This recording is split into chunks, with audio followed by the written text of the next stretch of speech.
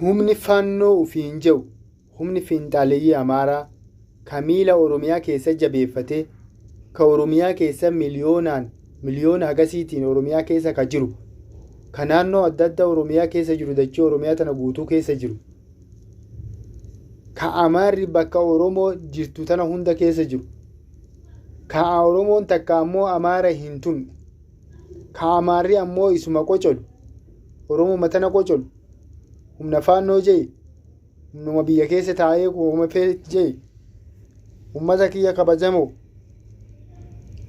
faannoon bar faannoo ka qindeesse ka ijaaree sirra baase ka sirratti ijaaruu jirus ka sirra jabeessee waan fedhe godhu jirus ka sirraa saamsisu jirus ka si ajjeesisiisu jirus barsima keessa jira oromoo barsitti himanii siifi galuu dide malee silaa yoo siif galees akkaan irra hin qabne nin beeka ufirraa baasuu hin dandeettu ufirraa kaasuu hin dandeettu silaa ufirraa kaastee kabaja sii kennama siif quudhama ni quudhamtaa agartee wanni akkuma agartee sirra ejjetu hin jirtu si sodaatani nama sodaataa tokko wanni karaa deema wanni ol dabru wanni gad dabru wannuma sodaachifti nama waan sodaanne takka fi nama waa dha'ee ofirraa deebisu takkaa fi nama ofirraa waa qabu takka nama humna qabu takka wanni isa bira bahu ni sodaatu wanni takka bira hin baatu safara isaatu hin geettu ummata kiyya kabajamu an ka isinii hin jiru fiinxaaleeyyiin amaaraa faannoo ufiin jettu eenyutu isinirra bobbaasee eenyutu isinirra leenjisee eenyu isinirra nyaachisu jirani beeytu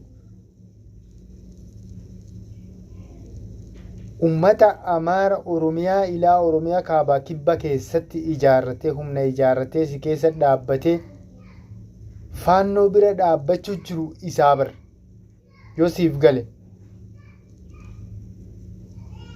ummata kiyya hin dogongorina faannoon dha'ee miti kan dha'u jiru amaara waliini kan dha'u jiru isaanii dhugaa dubbachuuf kan dha'u jiru isaan nu yoo kabajaa ofii walii kennine isaan sun faannoon sunuu uummata keenya oromiyaa keessa jira jedhanii maaliif oromiyaa irraan gorre maaliif mootummaa qofaan waliin dhoof isaan sun waan gartee madaanu keessa kaa'uuf deeman madaanu keessa kaa'uuf deeman nu fixuuf deeman nu dhabamsiisuuf deeman ati keerii si yaadan nama nagahaati nama naga qabu oromiyaa keessa si ta'aniitiin jaalalaan oromiyaa keessa si wajji jiraatan seetaati jaalataniiti miti osomaat si jibbanuutu osomaat si jibbanuu nama si jaalatu ta'anii si fakkaatanii si wajji jiraachuu gisee isaaf dabarsifachuu jiran dhugaa dubbachuuf amaarri oromiyaa keessa oromiyaadhaaf hin quuqamu saba isaatiif quuqama waan wal sossomnu dhiisaa waan walitti kijibnu dhiisaa waan walitti fakkeessinu dhiisaa dhugaa siyaasaadhaaf nama nagaa kan nagaa fedhu jira kan nagaa feene jira harka 100 keessaa harki 75 kama sirra dalagu kasii dalaguu miti beek kana ta'uu beekeeti silaa siif hin galtu yoo siif galte oromiyaatii silaa isiniif galtee jirte siyaasaa tana akka itti fayyadamtan humni bilchaataan humni jabaan naannoo oromiyaa pirezidaantii mugaa kanaa miti gartee pirezidaantii naannoo oromiyaa mugaa gowwaa kanaa miti jiraa tokko ka ummataaf quuqamu ka akka Lammaa Magarsaa akkasuma ka akka Baarotuu eenyu gartee dhugaa dubbachuu fi ka akka gartee ummata quuqama ummataa qabu ka ummata quuqamaa qabu ka sabaaf quuqamu ka sabaaf sablammiif quuqamu akkasuma ka beekumsa yaadee uf duratti beeku ka uf duubaaf dura ofii beeku ka ummata faayidaa bahuu beeku ka akkasiisan dhaabbachuun ummati oromoo hin qabne kuni dhabuun isaa Oromoof kufaatiidha. Oromoof kufaatiidha.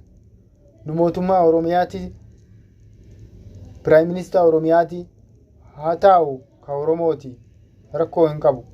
Sun ka Itoophiyaati Oromoo ta'us. Ammoo waan bahaa miti.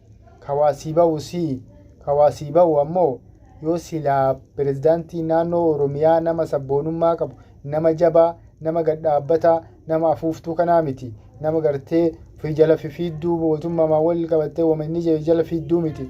Nama ofii yaadee beeku, nama ofiif tankaaffii fuudhee beeku, nama ofii yoo miila fuudhuuf tanan na baasaa beeku. Gartee yoo kana hin qabne Oromoo kufiinsa. Oromiyaan amma ka isii barbaachisu, Oromiyaan wanni isii barbaachisu, Itoophiyaa ma keessaayyuu humna jabaa, humna bilchaataa, poolisii Oromiyaa jabaa beekama ijaarrattee beekama qabaachuun isii dirqama. Kawaa irraa dha'ee deebisuu danda'u, bilchinna ka qabu, akkasuma hooggana gaarii ka qabu, ka saba isaatiif quuqamu, ummata gartee ummata humna waraana gartee ummataaf quuqamu qabaachuun dirqama. Ijoollee sabboontota, ijoollee qeerroo akkanaa tana hidhachiisanii poolisii naannoo Oromiyaa godhatanii, poolisii naannoo Oromiyaa jechuun ummata gaachena ummata isaati. Akka Lammaa Magarsaa baane gaachena ummata Oromiyaati, gaachena ummata saba isaati. Kan waan itti galte hunda irraa qolachuu danda'u, kan saba isaa bira dhaabbachuu danda'u, kan bahaa gala isaa wanni hin taane Oromiyaa keessas hin sodaachifne, wanni gartee hattuun hundi Oromiyaa keessa seentee akka hin taane, waan hin taane, waan seenaa gartee takkaa dhageenye hin beekne sirratti dalaguu jiran. Nu amata shanan kana waa hedduu arguu jirra, waa hedduu dhaga'uu jirra. Mataanuu nu weerere har'a maaliin kaan, boru maaltu jira, boruu taan maaltu jira, uma haara dhageettaati. Maaliif kun ta'a? Ummata kiyya ummata waliif yaada, ummata kiyya kabajamoo. Dhugaa dubbachuu fi mataan nu garagaleetiin jira. Abaa'oo dhugaa dubbachuu abaa'oo araara ni jaalanna, haa araaramanii garuu nu naga feena. Nagai nu feenu, naga diina keenya wajjiin nagaa nurraa dhaabbata. Waan nutti takkaaree daangaa keenya xiqqoo hanga xiqqaa takka nutti as dabru hin feenu. Akkasuma gara kaaniin naannoo Somaaleeti, akkasuma gara naannoo Amaaraati. Waan kana ofirraa qabuu dadhabnee, ofirraa kutuu dadhabnee osoo pirezidaantiin maanaa qabaannee bakka tana bakka itti dhaqettee irraa dhaabbattu jiraachuu qabdi, jiraachuun laazima jechuudha. Ummata kiyya dhugaa dubbachuu fi nu nama proogiraama qabuu miti. Ummati Oromoo ummata proogiraamii isaa agartee harka mootummaa harka jiru, nama ofii waan takka hamuree murteessuu danda'u miti. Garuu murteessaan mootummaan tokko ka sabaan hoogganamu, ka sabnilleen isaan hoogganamu qabaachuun dirqama. Mootummaa sabaa, mootummaa marii ummataa guutu, mootummaa ummannillee marii isaa guutu, mootummaa kabajamaa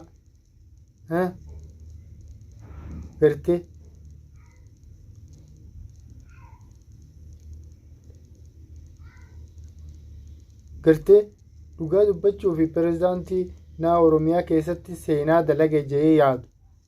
Pirezidaantiin Oromiyaa seenaa keessa Oromiyaa keessatti faayidaa uummata Oromootiif uummata naa biyya isaatiif buuse kan beeku Lammaa Magarsaati. Sumaayyoo Atoomsaati. Uummata saba isaaniitiif quuqamu, ka saba isaatiif gartee lubbuu baasu, uummata saba isaatiif quuqamu. Dhugaa dubbatu silaa namni kabajaa waan ofii haga isiin mi'ooftu, waan qabeenya isaa haga isiin kabajaa qabdu namni ofii hin beeku. Kana maasiif himuu hin danda'u. Kan ofiitiif waliif hima. Akkasiin isiin jaa kabajamtootaa fi jaalatamtoota keenya asumaan nu hordofaa isiniin jechaa dhiifama yoo hin balleessa jiraadhe asumaan nagaan naa turaa.